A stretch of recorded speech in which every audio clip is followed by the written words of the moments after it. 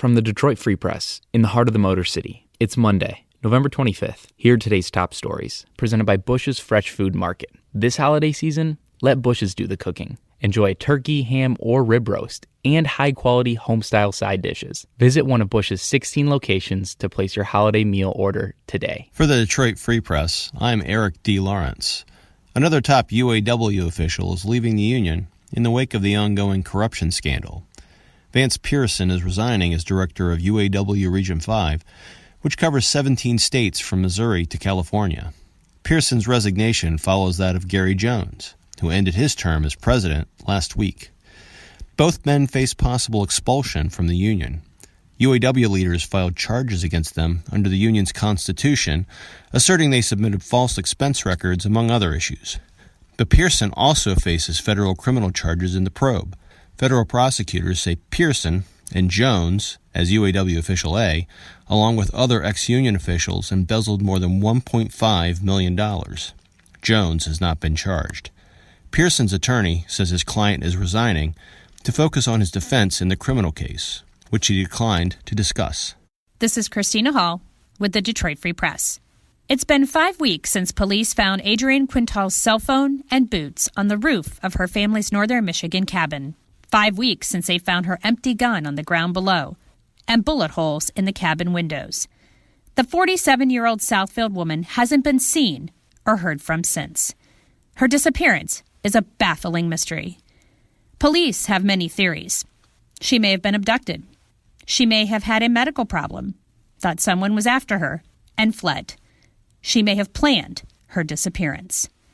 Her sister leans toward Quintal being abducted and is desperately seeking answers to her whereabouts.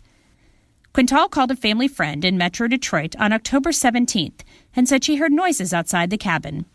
Then, she told the friend that she shot someone in the face and to call police. When authorities arrived, they found some of Quintal's belongings on the cabin roof. Others, including her unharmed dog, inside the locked house. Authorities believe Quintal fled through a window, possibly climbed onto the roof. They found no evidence of anyone being shot and continue to investigate. Hi, this is Kathleen Gray, and I cover the marijuana industry for the Detroit Free Press. The first thing to remember when considering the culture surrounding marijuana, don't bogart that joint. That means take a puff or two and pass it along to one of your smoking buddies. But there are many more unofficial rules, customs, and etiquette that go along with using, sharing, and gifting marijuana. Even Lizzie Post, the great-great-granddaughter of manners maven Emily Post, is offering some advice. Her book, Higher Etiquette, offers some examples. Don't light up at a party until you ask your host if it's okay. Never share a joint or bowl if you have a cold. And remember to tip your bud tender at the pot shop. This is Brian McCullum, music writer with the Detroit Free Press. Tickets for Garth Brook's upcoming Detroit concert were snatched up in about 90 minutes Friday morning, and fans helped the country star set a new Ford Field record in the process. More than 70,000 concertgoers will be on hand for the February 22nd show, officials announced Friday afternoon. That's an all-time mark for a single concert at the Detroit Lions Stadium. Brooks was able to do it thanks to his production configuration, in the round, as they say, which positions his stage at center field rather than at one end of the stadium. That opens up more seating on the floor and sightlines around the venue. The typical maximum attendance for sold-out Ford Field concerts is about 50,000. The standard football capacity is about 65,000, and that can go up by several thousand seats when needed, as with the 2006 Super Bowl. Ford Field's attendance record for any single event stands at 80,103 for WrestleMania 23 in 2007. This is Susan Solaski, food writer for the Detroit Free Press.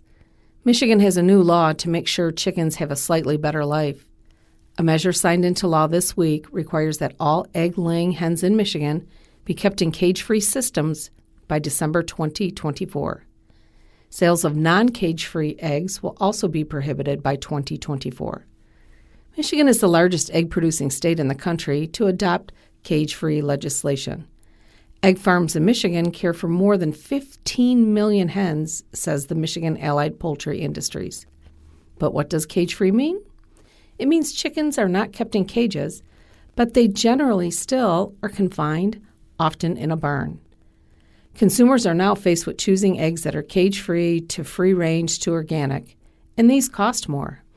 It's a growing trend.